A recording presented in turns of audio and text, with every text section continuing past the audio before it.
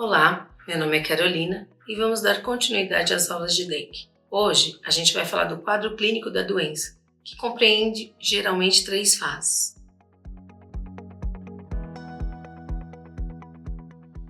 A dengue é uma doença dinâmica, então geralmente a gente pode observar 3 fases: a fase febril, a fase crítica e a fase de recuperação. Na fase febril, geralmente é até o 3º dia de início de sintomas. São aqueles sintomas mais comuns que a gente observa.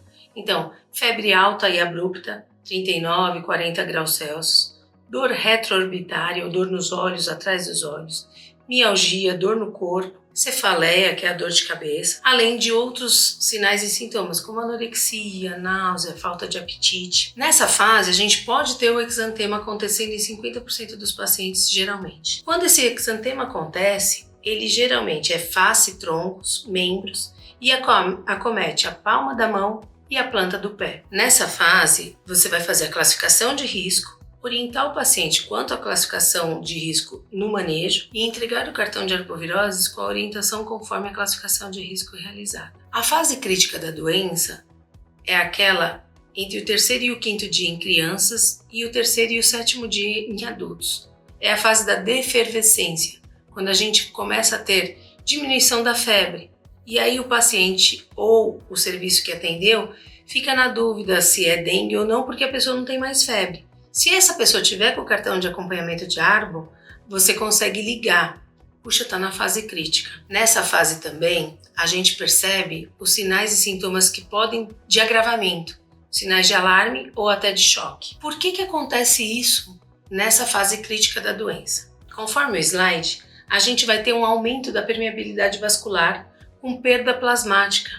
Essa perda plasmática em sintomas, ela se mostra como aumento do hematócrito progressivo, e aí pode ter dor abdominal, perda de líquido para as cavidades como ascite, derrame pleural, pode haver vômitos, convergência da pressão arterial, então pressão arterial sistólica e diastólica bem próximas, e com essa perda plasmática a gente tem o choque hipovolêmico, que pode se refletir como uma coagulação intravascular disseminada, insuficiência de órgãos, ou com hemorragias graves. Como descrito anteriormente, por conta dessa permeabilidade vascular, a gente tem que identificar os sinais de alarme. E um sinal de alarme muito importante é dor abdominal intensa e contínua ou a palpação. E isso é um sinal de alarme precoce, que preconiza o choque. Então, quando a pessoa vier para o atendimento e já apresentando dor abdominal, a gente já tem que classificar ela como uma classificação C, que já apresenta sinais de alarme.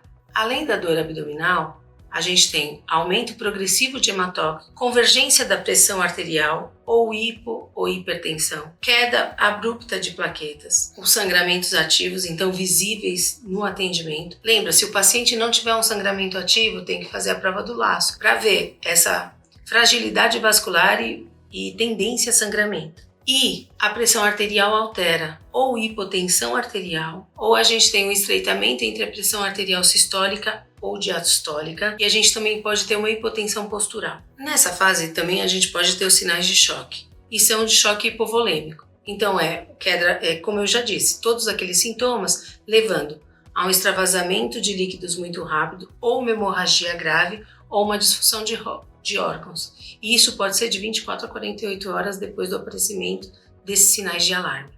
Lembrar sempre de fazer uma reavaliação constante nesse paciente. Dependendo da classificação de risco, sendo A, B, C ou D, você vai fazer essa reavaliação com maior ou menor frequência e reclassificar esse paciente a todo momento. Porque, como a gente viu, a evolução da fase febril para crítica e da crítica ele evoluir para choque é muito rápido. Após a fase crítica, a gente tem a fase de recuperação, que é a partir do 5º dia de início de sintomas nas crianças e a partir do 7º dia do início de sintomas nos adultos.